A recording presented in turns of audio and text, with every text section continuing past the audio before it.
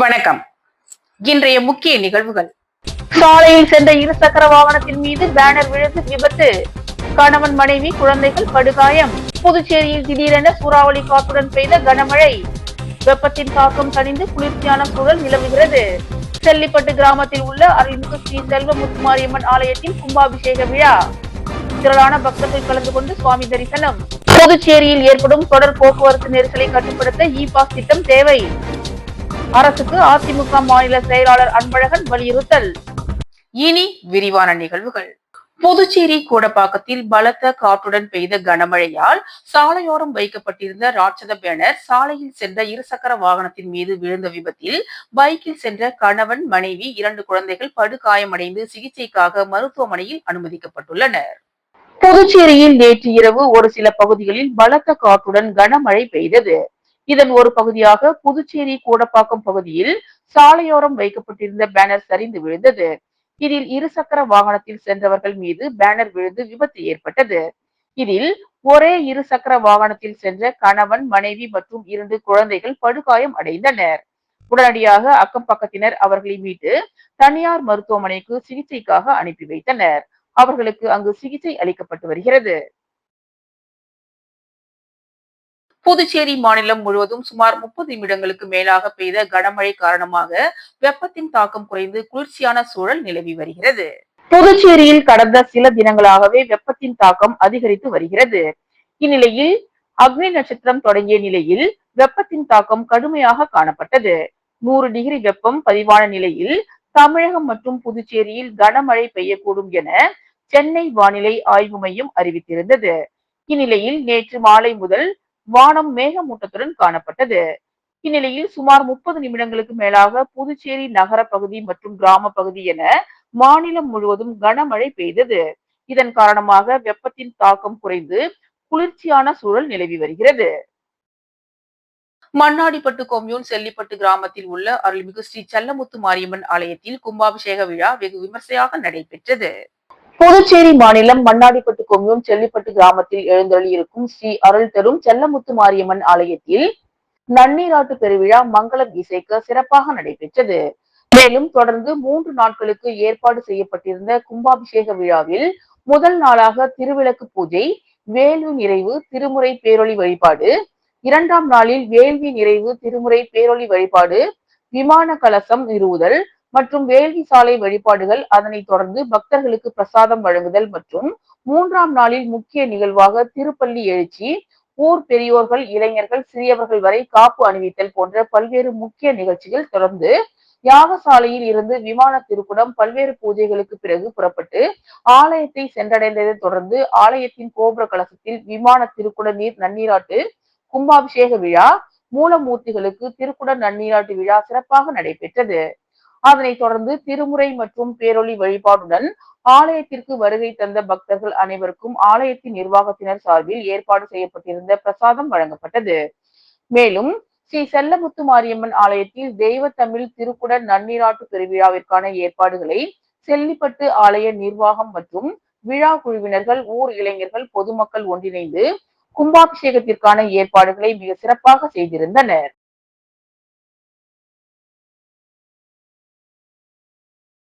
திருக்கனூர் விஜய் கலை மற்றும் அறிவியல் கல்லூரியில் இரத்த தானம் மற்றும் கண் பரிசோதனை முகாம் நடைபெற்றது. திருக்கனூரில் விஜய் கலை மற்றும் அறிவியல் கல்லூரி இயங்கி வருகிறது. இங்கு நாட்டு நலப்பணி திட்டம் சார்பாக பொதுமக்களுக்கான இரத்த தான முகாம் மற்றும் இலவச கண் பரிசோதனை முகாம் நடத்தப்பட்டது. இம்முகாமிற்கு விஜய் அறக்கட்டளை நிறுவனர் பாலச்சந்திரன் தலைமை தாங்கினார். விஜய் கல்லூரியின் துணைவேந்தர் திருமதி ஜானகி தேவி முன்னிலை வகித்தார். கல்லூரியின் முதல்வர் முனைவர் கமலக்கண்ணன் வரவேற்புரை ஆற்றினார். நிகழ்ச்சிக்கு சிறப்பு விருந்தினராக புதுச்சேரி மாநில உள்துறை அமைச்சரும் உயர்கல்வித்துறை அமைச்சருமான நமச்சிவாயம் கலந்து கொண்டு முகாமினை தொடங்கி வைத்தார். இம்முகாமில் திருக்குனூரை சுற்றியுள்ள கிராம பொதுமக்கள் 500க்கும் மேற்பட்டோர் கலந்து கொண்டு பயன்பெற்றனர். மேலும் சிறப்பு அழைப்பாளராக வந்தவாசி அரசு கலைக்கல்லூரியின் தமிழ்துறை உதவி பேராசிரியர் முனைவர் பிரபாகரன் கலந்து கொண்டு கல்லூரியில் உயர்கல்வி திறன் மேம்பாட்டு பயிற்சியில் கலந்து கொண்ட மாணவ மாணவிகளுக்கு சான்றிதழ்களை வழங்கி பாராட்டினார். நிகழ்ச்சியில் கல்லூரி பேராசிரியர்கள், மாணவ மாணவிகள், பொதுமக்கள் என திரளானோர் கலந்து கொண்டு சிறப்பித்தனர். வில்லியனூரில் மிகவும் பழமை வாய்ந்த லூர்து அன்னை திருத்தலத்தின் 148வது ஆண்டு பெருவிழாவையொட்டி நடைபெற்ற ஆடம்பர தேர்பவனியில் திரளான கிறிஸ்தவர்கள் பங்கேற்றனர். புதுச்சேரி மாநிலம் வில்லியனூரில் மிகவும் பழமை வாய்ந்த லூர்து அன்னை தேவாலயம் உள்ளது. இந்த ஆலயத்தில் ஒவ்வொரு ஆண்டும் ஈஸ்டர் பண்டிகை முடிவடைந்த வாரத்தில் சனிக்கிழமை அன்று ஆண்டு விழா கொடியேற்றத்துடன் தொடங்குவது வழக்கம். அதன்படி இந்த ஆண்டிற்கான பெருவிழா கடந்த 26ஆம் தேதி கொடியேற்றத்துடன் தொடங்கியது. இதனையொட்டி தொடர்ந்து 10 நாட்கள் நடந்த விழாவில் தினமும் சிறிய தேர்பவனி மற்றும் திருப்பலி நடைபெற்றது. திருவிழாவின் முக்கிய நிகழ்ச்சியாக நேற்றிரவு ஆடம்பர தேர்பவனி நடைபெற்றது. இதனையொட்டி காலை 7:30 மணிக்கு புதுச்சேரி கடலூர் உயர் மறைமாவட்ட பேராயர் அந்தோணிசாமி தலைமையில் கூட்டு திருப்பலியும், இரவு 7:30 மணிக்கு புதுச்சேரி கடலூர் மறைமாவட்ட பேராயர் பிரான்சிஸ் கலிஸ் தலைமையில் திருப்பலியும் நடைபெற்றது. அதனைத் தொடர்ந்து ஆண்டு பெருவிழாவின் முக்கிய நிகழ்வான ஆடம்பர தேர்பவனி வெகு சிறப்பான முறையில் நடைபெற்றது. இதில் புதுச்சேரி சட்டப்பேரவை எதிர்க்கட்சி தலைவர் சிவா எம்எல்ஏ கலந்து கொண்டு மாதாவிற்கு பூக்களை தூவி வழிபாடு செய்தார். மேலும் இந்த ஆடம்பர தேர்பவனியில் மாதா சொரூபத்திற்கு வைர கிரீடம் சூட்டப்பட்டு முக்கிய வீதிகள் வழியாக பவனி வந்தது. அப்போது ரோஜா, மல்லிகை உள்ளிட்ட பூக்களை தேரில் தூவி வழிபட்டனர். இந்த நிகழ்ச்சியில் இந்தியாவின் பல்வேறு மாநிலங்களில் இருந்தும் பிரான்ஸ் உள்ளிட்ட பல்வேறு நாடுகளில் இருந்தும் ஏராளமான கிறிஸ்தவர்கள் கலந்து கொண்டனர். மேலும் இன்று காலை 6:30 மணிக்கு நடைபெற்ற திருப்பலிக்கு பின்னர் கொடியிறக்கத்துடன் ஆண்டு திருவிழா நிறைவு பெற்றது. ஆண்டு பெருவிழாவிற்கான ஏற்பாடுகளை அதிபர் தந்தை ஆல்பர்ட் தலைமையில் உபயதாரர் லூயி சின்னையா, ஆரோக்கியசாமி, வில்லியனூர் தூய லூர்து அன்னை திருத்தல தந்தையர்கள் Alvin Anbarasu, Dominic Savio, Alexis, பங்கு பேரவை துணைத் தலைவர் சூசை மரியநாதன் டொமினிக், பொருளாளர் டாக்டர் தர்மதுரை, செயலாளர் டாக்டர் ஜெயராஜ் பெஞ்சமின், அருட்சகோதரிகள், பங்கு பேரவை உறுப்பினர்கள், அன்பிய வழிகாட்டுகள், இளைஞர்கள் இயக்கத்தினர், பக்த சபையினர், விழா குழுவினர் மற்றும் வில்லியனூர் பங்கு இறை மக்கள் சிறப்பாக செய்திருந்தனர். மன அமைதிக்கான ஆன்மீக மையம் மற்றும் ஸ்ரீ பொன்னியம்மன் திருக்கோவில் இணைந்து நடத்திய மகா பாத பூஜையில் திரளான பக்தர்கள் கலந்து கொண்டு சுவாமி தரிசனம் செய்தனர். புதுச்சேரியில் மன அமைதிக்கான ஆன்மீக மையம் மற்றும் ஸ்ரீ பொன்னியம்மன் திருக்கோவிலில் நடைபெற்ற மகா பாத பூஜை நிகழ்ச்சியில் காலையில் ஸ்ரீ பொன்னியம்மனுக்கு சிறப்பு அபிஷேகம் ஆராதனை நடைபெற்றது. அதனைத் தொடர்ந்து 9 குழந்தைகளுக்கு புதுவையில் முதன்முறையாக மகா பாத பூஜை நிகழ்ச்சி நடைபெற்றது. இதில் 9 குழந்தைகளையும் 9 அம்மன்களாக பாவித்து சிறப்பு பாத பூஜை நடைபெற்றது. இந்நிகழ்ச்சியில் ஸ்ரீ பொன்னியம்மன் கோவில் நிர்வாக குழு, வளர்ச்சி குழு, ஸ்ரீ தர்மசாஸ்தா ஆலய நிர்வாகிகள் மற்றும் ஊர் பொதுமக்கள், பக்த கோடிகள் பலர் கலந்து கொண்டு 9 கன்னி அம்மன்களின் அருளை பெற்றனர்.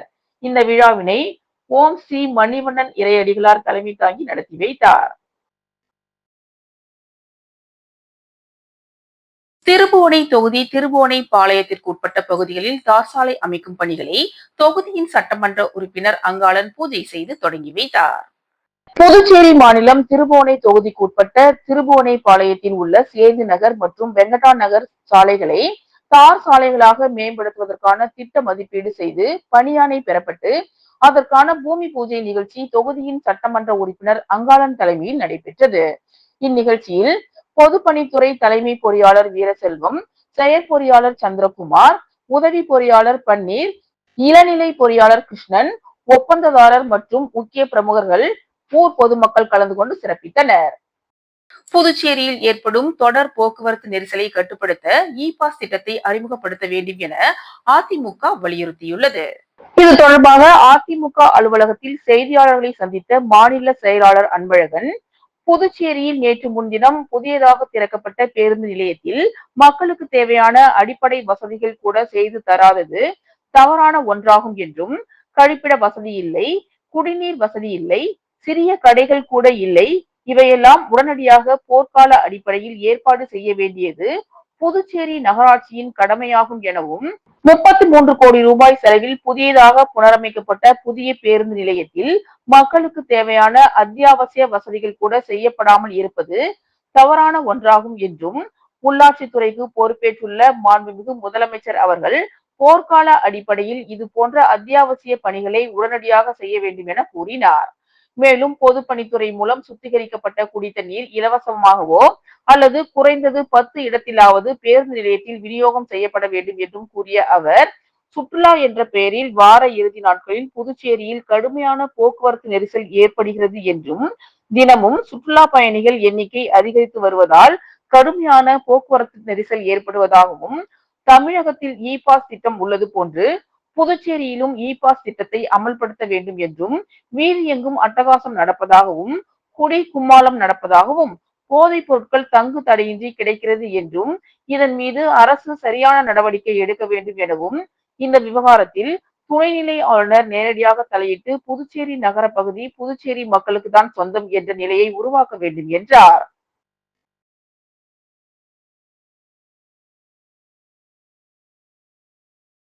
தமிழர் தேசிய இயக்க தலைவர் தோழர் இரா அழகிரி அவர்களின் நினைவேந்தல் நிகழ்ச்சியில் சட்டமன்ற உறுப்பினர் நேரு என்கிற குப்புசாமி கலந்து கொண்டு அஞ்சலி செலுத்தினார்.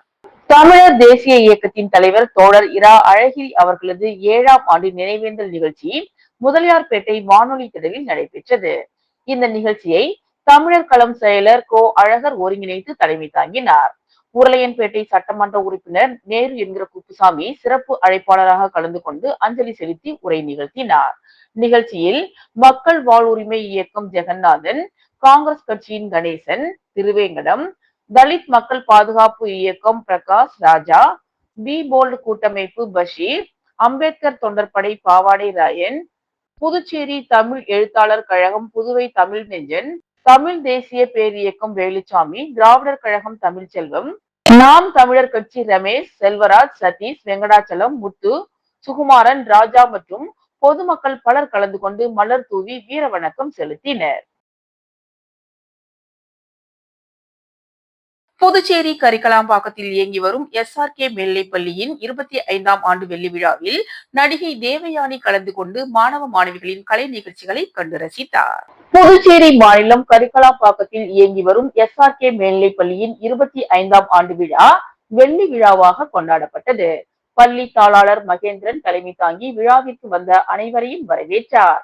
இதில் சிறப்பு விருந்தினராக நடிகை தேவயானி கலந்து கொண்டு குத்து விளக்கேற்றி விழாவை துவக்கி வைத்தார். விழாவில் பள்ளியின் நிறுவனர் தியாகராஜன், தலைவர் மலர்விழி, தாளாளர் மகேந்திரன், ஒருங்கிணைப்பாளர் சங்கீதா ஆகியோர் கலந்து கொண்டனர். நடிகை தேவயானி மாணவ மாணவிகளின் கண்கவர் கலை நிகழ்ச்சிகள், தற்காப்பு கலைகள் மற்றும் நடனங்களை கண்டு ரசித்தது மட்டுமல்லாமல் KG முதல் 12ஆம் வகுப்பு வரை படிக்கும் மாணவர்களுக்கு மதிப்பெண் அடிப்படையில் முதல் 2 இடங்களை பிடித்தவர்களுக்கு கேடயமும், விளையாட்டில் தேசிய மற்றும் மாநில மாவட்ட அளவில் வெற்றி பெற்ற மாணவ மாணவிகளுக்கு பரிசு மற்றும் கேடயங்களை வழங்கி பாராட்டினார். மேலும் பள்ளியின் வெல்விஷர்ஸ் மற்றும் பெஸ்ட் அகாடமிக் சப்போர்ட்டர்ஸுக்கு பள்ளியின் தாளாளர் மகேந்திரன் சால்வை அணிவித்தும் நடிகை தேவயானி கேடயம் வழங்கியும் பாராட்டினர்.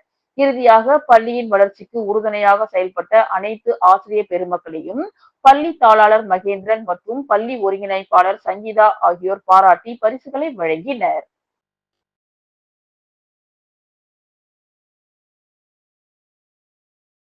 புதுச்சேரியில் பேனர் விழுந்து ஏற்பட்ட விபத்து தொடர்பாக விளக்கம் கேட்டு அதிகாரிகளுக்கு மாவட்ட ஆட்சியர் நோட்டீஸ் அனுப்பியுள்ளார். புதுச்சேரியில் நேற்று வீசிய பலத்த காற்றில் கூடப்பாக்கம் கிராமத்தில் சாலையோரம் வைக்கப்பட்டிருந்த பேனர் விழுந்து ஒரே குடும்பத்தை சேர்ந்த 4 பேர் நேற்று படுகாயம் அடைந்தனர்.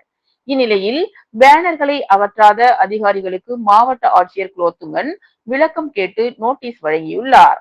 3 நாட்களுக்கு முன்னதாகவே மாவட்ட நிர்வாகத்தின் சார்பில் அனுமதி இல்லாமல் வைக்கப்பட்டிருந்த பேனர்களை அகற்ற அதிகாரிகளுக்கு உத்தரவிடப்பட்டதாகவும், ஆனால் அதிகாரிகள் நடவடிக்கை எடுக்காத நிலையில் இந்த நோட்டீஸை மாவட்ட ஆட்சியர் குலோத்துங்கன் அளித்துள்ளார். இந்த நோட்டீஸ் அனைத்து சம்பந்தப்பட்ட அதிகாரிகளுக்கும் தற்போது வழங்கப்பட்டு வருகிறது. நெல்லித்தோப்பு தொகுதியில் திமுக சார்பில் கோடை வெயிலின் தாக்கத்தை தணிக்கும் பொருட்டு நீர்மோர் பந்தல் அமைக்கப்பட்டு பொதுமக்களுக்கு நீர்மோர் உள்ளிட்ட பழ வகைகள் வழங்கப்பட்டன. புதுச்சேரியில் நாளுக்கு நாள் கோடை வெப்பமானது அதிகரித்து வருகிறது. இதனையொட்டி பொதுமக்கள் பயன்படும் வகையில் நெல்லித்தோப்பு தொகுதிக்கு உட்பட்ட லெனின் வீதியில் பொதுக்குழு உறுப்பினர் கார்த்திகேயன் தலைமையில் நீர்மோர் பந்தல் அமைத்து பொதுமக்களுக்கு இலவசமாக நீர்மோர், பழச்சாறு, வெள்ளரிக்காய், தர்பூசணி, இளநீர் உள்ளிட்டவை வழங்கப்பட்டன.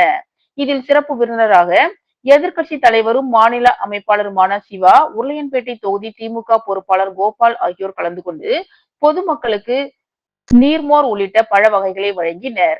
மேலும் இந்நிகழ்ச்சியில் தொகுதியின் செயலாளர் நடராஜன், தலைமை பொதுக்குழு உறுப்பினர் வேலவன், தொழிற்சங்க தலைவர் அண்ணா அடைக்கலம், மாநில தகவல் தொழில்நுட்ப அணி அருண், தொகுதி அவைத் தலைவர் பானு கணேசன், சிறுபான்மை அணி தலைவர் அலெக்சாண்டர், மாநில இளைஞர் அணி துணை அமைப்பாளர் கிருபா சங்கர், பகுத்தறிவு பேரவை துணை அமைப்பாளர் ரமேஷ், தொண்டர் அணி துணை அமைப்பாளர் கருணாகரன், ராம்குமார், ஆசாரி முருகன், கிளை செயலாளர் மூர்த்தி, பரிதிமால், சோமு, பொன், ஏழுமலை, ரவி, மணி, கிருஷ்ணகுமார் உள்ளிட்ட பலர் கலந்து கொண்டு சிறப்பித்தனர்.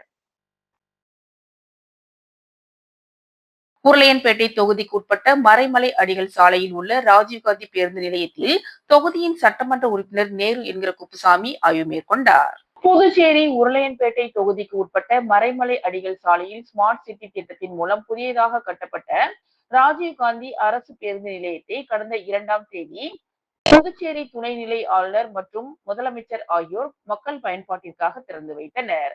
மேலும் புதிய பேருந்து நிலையம் மக்கள் பயன்படுத்தும் வகையில் உள்ளதா, அங்கு வந்து செல்லும் பொதுமக்களுக்கு ஏதேனும் குறைகள் உள்ளனவா, பேருந்து நிலையத்தில் உள்ள கழிப்பறைகள் சரியான முறையில் உள்ளதா, பேருந்து நிலையத்திற்கு வந்து செல்லும் பயணிகளுக்கு சரியான முறையில் குடிநீர் கிடைக்கிறதா மற்றும் பேருந்துகள், ஆட்டோக்கள், டெம்போக்கள் நிறுத்துவதற்கு போதுமான இடங்கள் உள்ளதா எனவும், மேலும் பொதுமக்களுக்கு வசதியாக உள்ளதா என உருளையன்பேட்டை தொகுதியின் சட்டமன்ற உறுப்பினரும் புதுச்சேரி மாநில மனிதநேய மக்கள் சேவை இயக்க நிறுவன தலைவருமான நேரு என்கிற குப்புசாமி இன்று ஆய்வு மேற்கொண்டார். ஆய்வின் போது புதுச்சேரி நகராட்சி ஆணையர் கந்தசாமி, காவல் கண்காணிப்பாளர் செல்வம், உருளையன்பேட்டை காவல் ஆய்வாளர் கார்த்திகேயன் மற்றும் காவல்துறை அதிகாரிகளும் நகராட்சி அதிகாரிகளும் அந்த பகுதியை சேர்ந்த புதுச்சேரி மாநில மனிதநேய மக்கள் சேவை இயக்க பிரமுகர்கள், நிர்வாகிகள் பலர் உடனிருந்தனர்.